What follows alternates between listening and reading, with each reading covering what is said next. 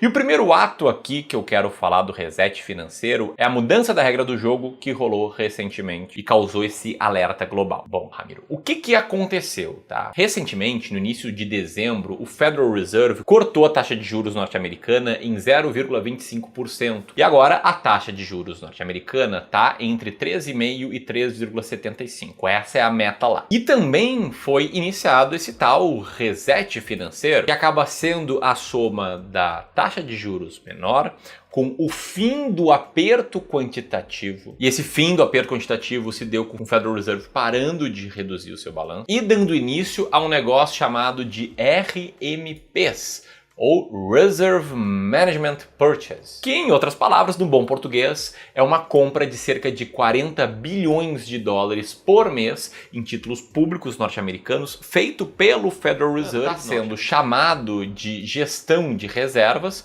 só que na prática isso aqui é uma injeção de dinheiro na economia. Sim, mais uma injeção de dinheiro na economia. Então, Michael Burry, aquele cara lá da crise de 2008, ele chamou isso de Quantitative Easing furtivo, né? Em referência ao Quantitative Easing, era uma impressão massiva de dinheiro. Aqui ele está falando que dessa vez a gente está vendo uma impressão de dinheiro disfarçada. E mais, tá? Tudo isso aconteceu num contexto de racha no Banco Central norte-americano. Como assim, Ramiro? Eu te falei agora há pouco que o Banco Central norte-americano decidiu por baixar a taxa de juros, que é o movimento dovish. Na gíria do mercado financeiro, é chamado de dovish quem quer a taxa de juros mais baixa e hawkish é quem quer a taxa de juros alta. Só que o ponto é que aqui foram 3 votos contra o voto do Powell, que é o presidente do Federal Reserve, e essa discordância, esse menor alinhamento é algo raro e sinaliza o medo da inflação voltar. Então, se a gente pegar aqui as posições de diferentes membros do Fed, pode ver que tinham membros mais hawkish, querendo uma taxa de juros mais alta, que votaram pela manutenção da taxa de juros norte-americana, com um racional dizendo que estavam com medo da inflação aumentar, mostrando que, olha, a inflação ela já está acima da meta, essa inflação está alta, por que baixar a taxa de juros? Agora, do outro lado, né, a gente teve o Stephen Miran, que queria baixar ainda mais a taxa de juros, falando que a taxa mais alta geraria um risco de estrangular a recuperação econômica, e com o racional mais alinhado à agenda do Trump, de forçar crescimento,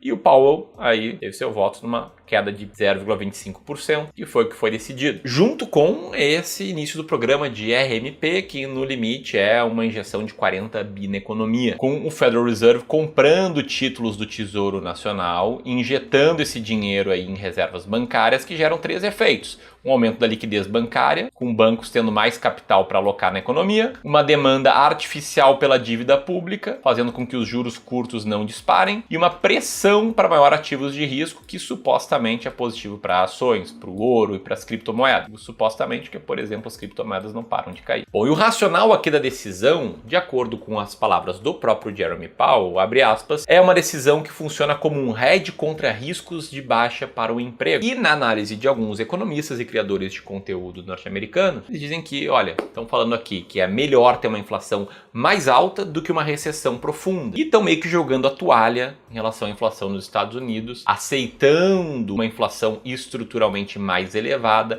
aceitando uma inflação ali na faixa dos 3% ao ano, em vez de buscar uma inflação ali mais perto dos 2% ao ano. Lembrando, aqui a gente está falando de Estados Unidos, a inflação de 3% ao ano lá é algo que não é tão comum, né? Aqui no Brasil a gente está acostumado a uma inflação mais alta, mas lá isso não é tão comum, beleza? Esse aqui é o ato 1, esse aqui é o reset. Agora tem um contexto por trás das decisões do Federal Reserve. Eu quero te mostrar esse contexto antes de falar sobre o Brasil e sobre a alocação de recursos aqui no Brasil. E que contexto é esse? Esse aqui é o contexto de que o Federal Reserve tomou essa decisão em meio ao shutdown.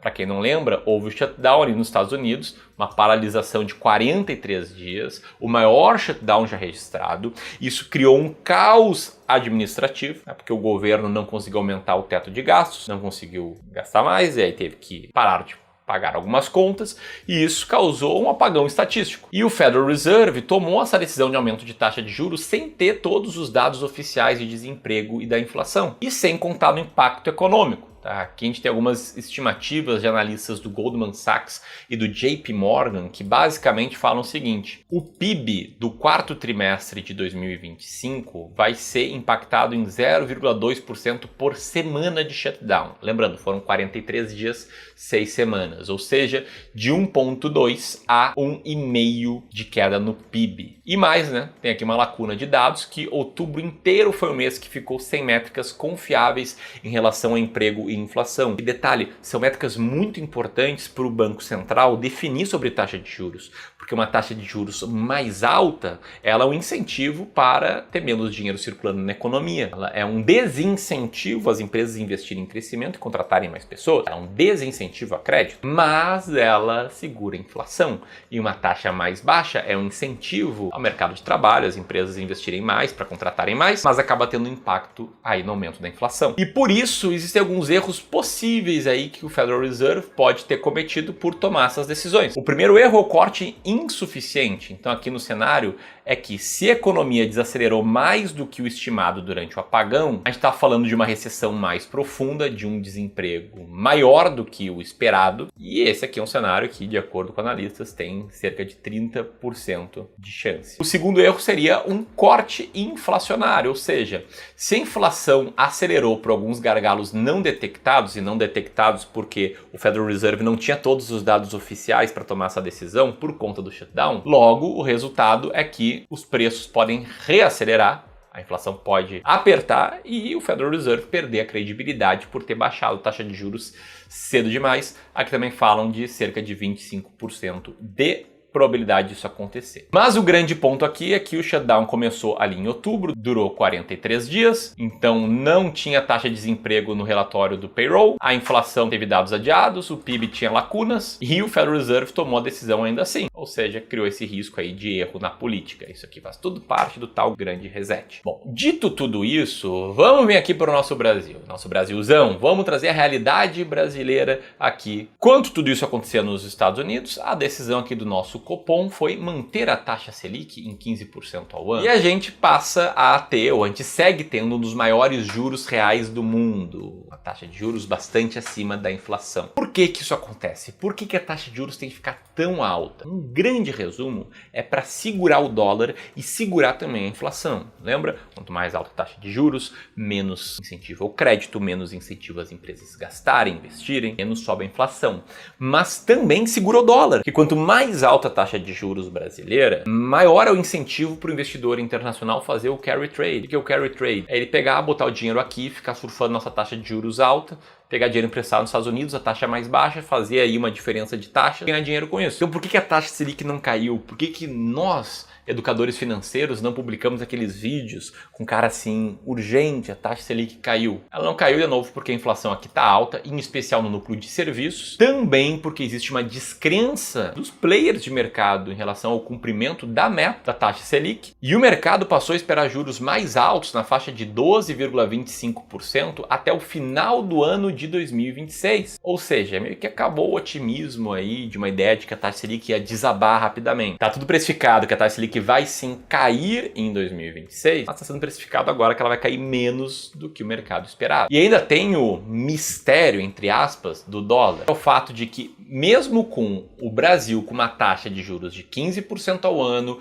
os Estados Unidos agora com uma taxa de 3,5% ao ano, o dólar ele não está despencando, ele está ficando ali estável no 5,40, ele não cai abaixo de 5,40. Por que que ele não cai? Existindo vários incentivos para o carry trade, vários incentivos para entrar muito dólar na economia brasileira. Bom, ele não cai porque o risco fiscal assusta mais do que esse potencial de lucro com o diferencial de juros atrai capital. Aí a gente entra nos nossos problemas tupiniquins, em coisas que eu falo em vários vídeos, que alguns ficam ofendidos, ficam achando que eu sou bolsonarista, quando todos acham que eu sou comunista, quando na verdade sou um cara com viés mais liberal que entende que o Estado, quando se mete na economia, ele mais atrapalha do que ajuda. Então aqui a gente vê o risco fiscal, risco político. O que a gente tem de risco fiscal? A gente tem dúvidas sobre a sustentabilidade do arcabouço fiscal, que verdade seja dita, o governo nunca cumpriu abril e está sempre tentando mudar as regras do arcabouço, tirar linhas de despesa de dentro do arcabouço. A gente tem uma expansão do gasto público, o governo gasta,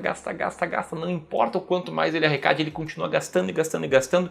E ano que vem é ano eleitoral em que na média o governo gasta pra caramba para tentar se reeleger ou para formar um sucessor. A gente tem a nossa dívida pública em cerca de 78% do PIB. Do lado político, a gente tem a pré-candidatura do Flávio Bolsonaro confirmado. Felizmente, cedo demais para essa ideia aqui se desidratar e a gente ter alguém realmente competitivo na direita. A gente tem todo o ciclo eleitoral de 2026 com alta incerteza e uma pressão aí por gastos pré-eleitorais, como eu acabei de falar. E uma revisão de expectativa da taxa Selic para que ela feche 2026 em 12,25%. Há pouco tempo atrás, o esperado é que ela acabasse 2026 em 12%. E isso sinaliza que o mercado, primeiro, precifica menos cortes de juros em 2026, que o nosso Banco Central vai ter que manter juros altos por mais tempo do que o previsto, que vai ter que defender o real se o dólar disparar a nível global. E, enfim, o tal grande reset ele acaba tendo impactos aqui no Brasil. Se você está se perguntando o que fazer e se você é clubista, nos acompanha mais tempo, você sabe, né? E se você não é clubista, não nos acompanha mais tempo e daqui a pouco começou a nos acompanhar nesse vídeo, deixa eu te explicar como é que eu penso o mercado. Sabe, tudo isso aqui que eu mostrei, as tensões, o grande reset, etc., dane-se tudo isso, tá? Não que não seja importante você entender o que está acontecendo no mundo. É importante, interessante a cultura geral, é você entender o porquê de algumas coisas, mas o fato é que tudo que eu tô te mostrando aqui está precificado. Tudo que eu tô te mostrando aqui é sobre olhar para fora e não olhar para dentro do mercado.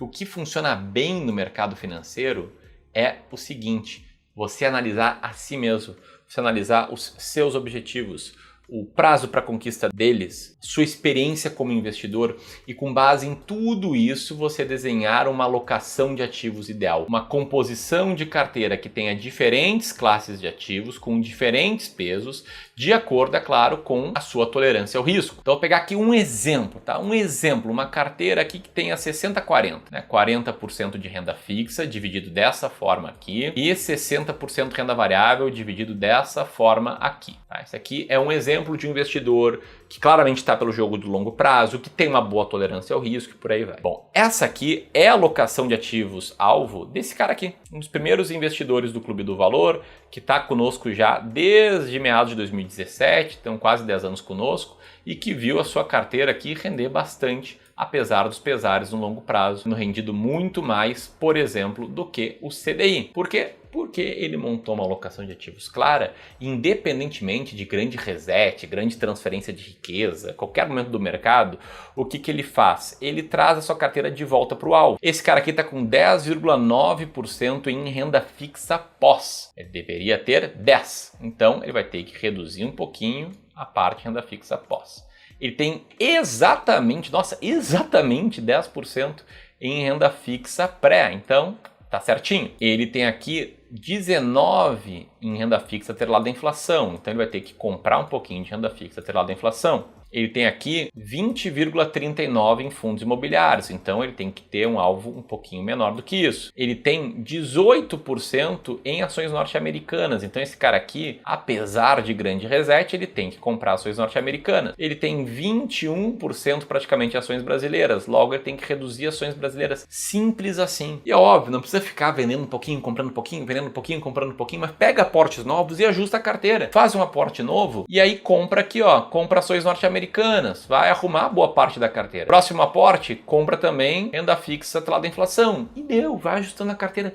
Simples assim. E aí dane esse reset, o que vai acontecer, o que não vai acontecer, porque a pior coisa que você tem a fazer é tentar projetar o que vai acontecer, achando que você tem uma leitura mais diferenciada do que a média do